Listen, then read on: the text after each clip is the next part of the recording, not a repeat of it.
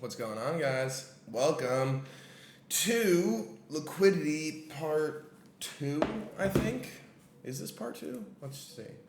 This is Day 11, Part 2. And today we are going to be talking about identifying it or where it lies, where liquidity lies on the chart. And no, we're not going to be talking about liquidity sweeps. We are just going to be talking about liquidity in general, okay? And you're probably thinking, what? That doesn't make any sense. Like, what? I want to trade liquidity sweeps. That's all you trade. That's every single trade recap. You're talking about liquidity sweep. I know, little Billy, but guess what? You need to wait a fucking second because you don't even know, you don't even know anything right now. We're on day 11 of you learning how to trade, okay? So, with that being said, today is going to be another relatively short day. All of these concepts are going to be relatively short days until we put that bitch together.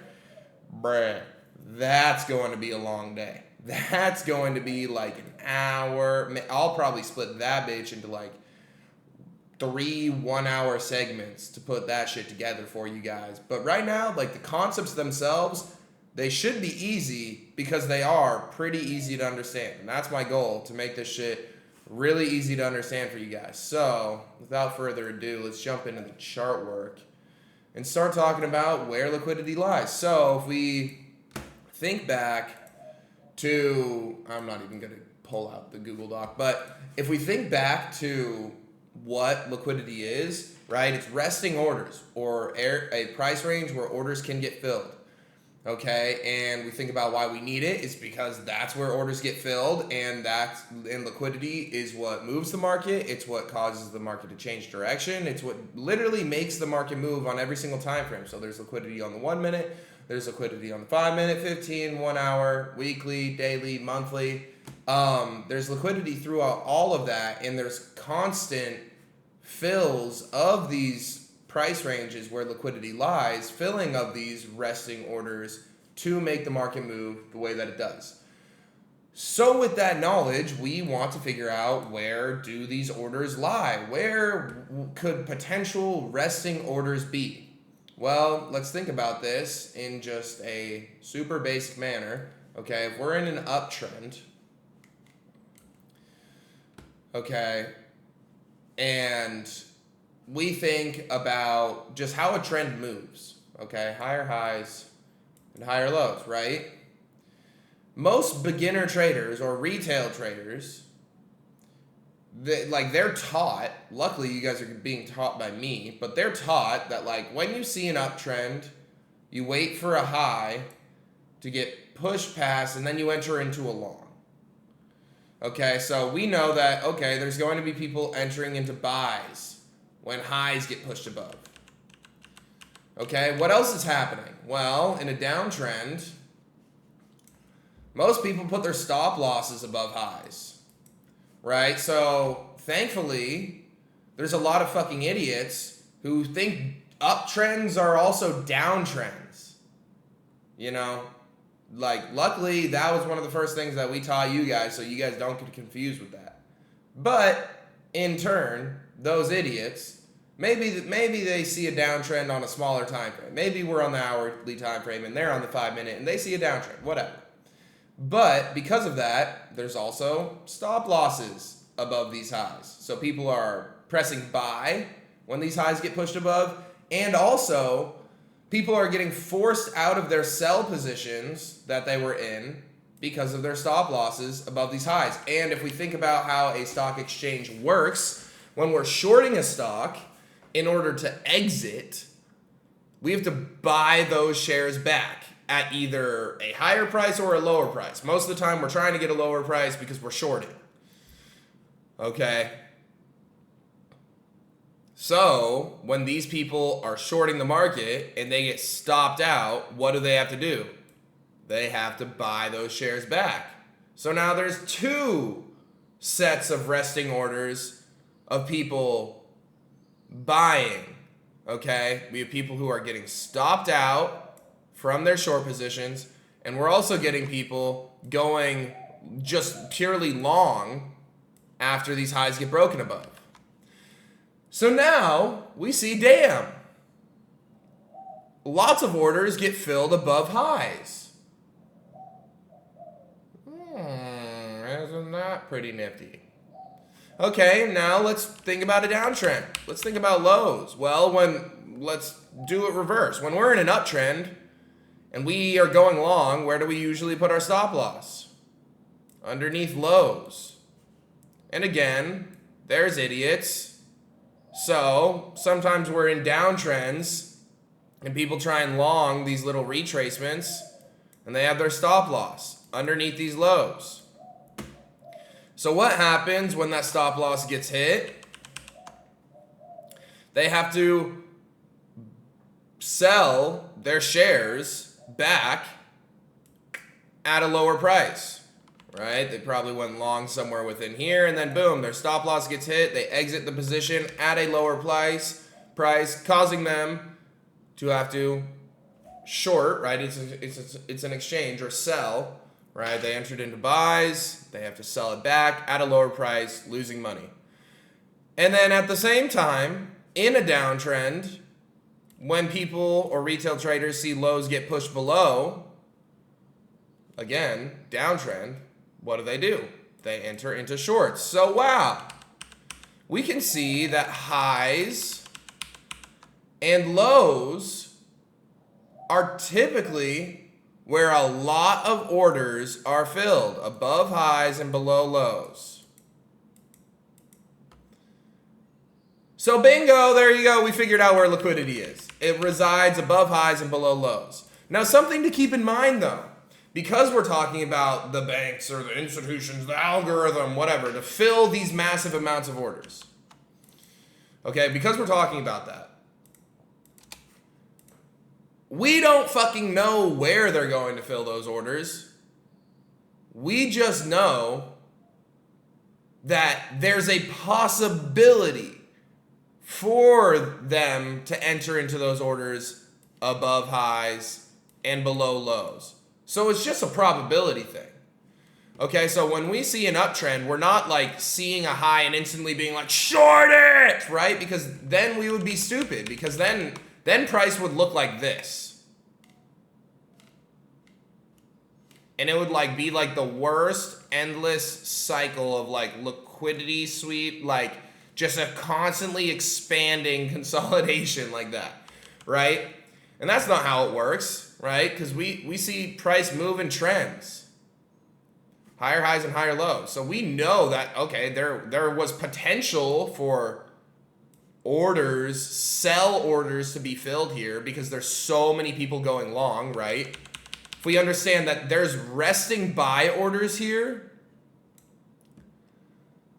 again, this market is an exchange. There are resting buy orders here, a shit ton of them, right? Because there's people going short, they're going to get stopped out, and there's also people going long when this high gets pushed above. Wouldn't that be the perfect opportunity for the market to fill its sell orders, right? Because we're playing against the house. The house always wins. The house is built to beat us. So how does the house beat us? By literally going the fuck against us. They see, oh, there's a shit ton of buy orders resting above highs. So when this high gets pushed above, what does that give them the opportunity to do? Short it. They can fill their massive amounts of sell orders and cause a change of direction. Cause those breakup structures that you guys see, or we're identifying on the chart, and start a downtrend. But does that mean they're going to short at every single high? Does that mean they're filling sell orders at every single high? And does that mean they're filling buy orders at every single low? No. But we know there's just some sort of probability that it could happen. Okay, so I want to go into the chart, and I don't want to get too ahead of ourselves, but I just want to go into identifying this. And we can see this pretty frequently within pretty much like every freaking time frame. Okay, if you really try and really want to do that. Okay, so like, again, I don't want to get too into this, but we see an uptrend here, right? Moving higher highs, higher lows, right? There's a high right here, a low right here, high right here, low right here. And then look at this candle. What does it do? Or if we even go into the lower time frame, we can see, wow, what does this look like? Buy orders getting filled underneath these lows. What is this big dick of a candle thrusting to the downside underneath these lows do? It gives the market opportunity to fill buy orders. Why? Because people have to sell. People get stopped out of their buy orders. Let's say they press buy right here because they're like, oh my God, it's forming an uptrend on the 5-minute. We don't give a fuck. Okay? People press buy right here. And their stop loss is underneath these lows. So what does the market do? Mink, give me those. No more buy orders for you. You have to sell. And you have to sell for us to buy. And then also, what does that do? I'm sure a lot of you guys, if you guys saw this big black candlestick breaking this support zone, y'all are pressing fucking sell. Y'all are like, oh my God, it's going to go down because it broke the support. Idiot. Market's going long. But again, if we zoom out, because I don't want to get ahead of ourselves. If we zoom out on the hourly time frame, we can see that we were in an uptrend.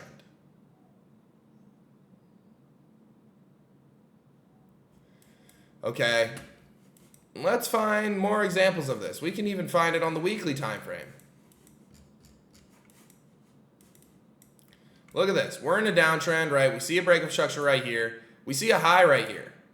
Boom. And like, this is how manipulative the market gets. Okay, this was like all-time highs, okay, before we had like our mini freaking recession during, like, it started in 21 all the way till like 22, 23. Okay, we see a breakup structure on the weekly, and then we see, oh, this nice little high is made right here. And then, oh my gosh, the markets we just made a monthly retrace where we can't wait to get our economy back. Psych. You're my liquidity. Because what was every single dumbass doing when they saw these highs get pushed above? They were going long. And what did all the people who thought they were smart asses by shorting this leg down, who have their stop losses above here, what were they forced to do when this goes above there? They're forced to buy back those shares at a higher price, causing them to get stopped out, right? Because that's how the exchange works. They have to buy back those shares. So there's two forms of buyers here. People who are getting stopped out, and then also idiots who are going long. And also idiots who are going short on this. And then what does that give the market the opportunity to do?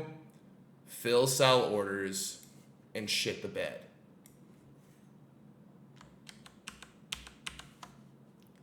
Okay.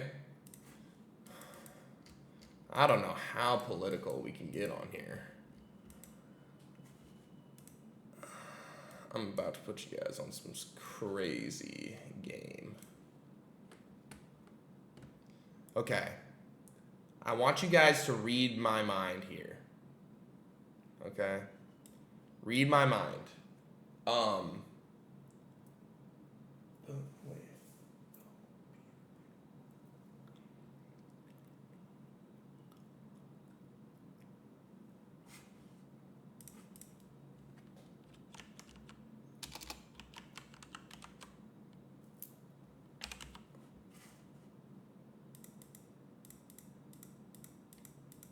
You see that? Okay. So now that we know what we're talking about, please keep me monetized. We all remember what happened around January, February in 2020. That big spooky thing. So scary. If we look at the monthly time frame, let's really think about how manipulative the people in charge, the market makers, are. Wow. Ain't that convenient? Ain't this thing right here, that little scary thing that made us lock our doors forever and made people lose jobs and made people lose loved ones? Isn't that fucking convenient that it comes down, sweeps monthly lows, and fills a bunch of buy orders and stops out a bunch of people who were going long throughout all of this, and also caused every person to be so fucking scared that they ended up shorting the stock market. And wasn't that just the best buying opportunity for the market makers and for all the people in charge? Like, if that doesn't show why liquidity is important, like 2 months, we know that shit lasted longer than 2 months.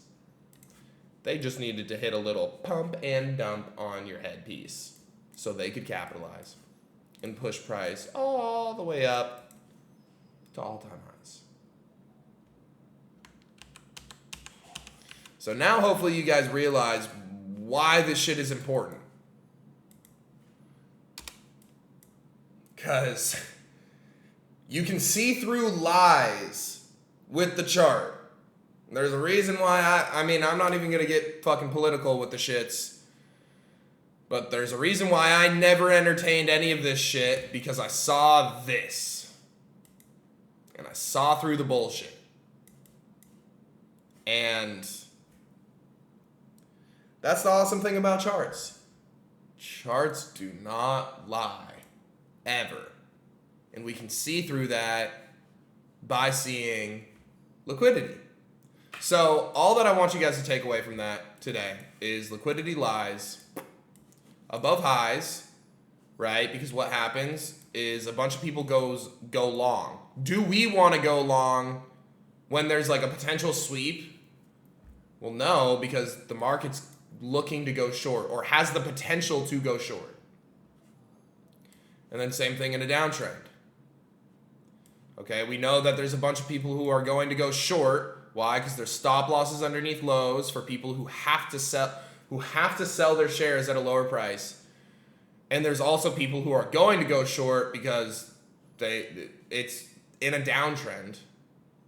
And do we want to be a part of the fucking crowd? No, sir. We want to be part of the fucking market makers. We want to be on the winning side of things. So do we press buy every time we see a low get pushed underneath? Hell no. Y'all aren't even there to learning even how to confirm that this shit's a sweep. But we just need to be able to identify and just understand, boom, you guys understand it. Liquidity lies above highs and below lows. That's where the majority of orders are going to get filled. Cool. And that's where price is typically drawn towards. It's drawn towards highs and it's drawn towards lows. Cool. Awesome. Nice. I'll see you guys on part 3.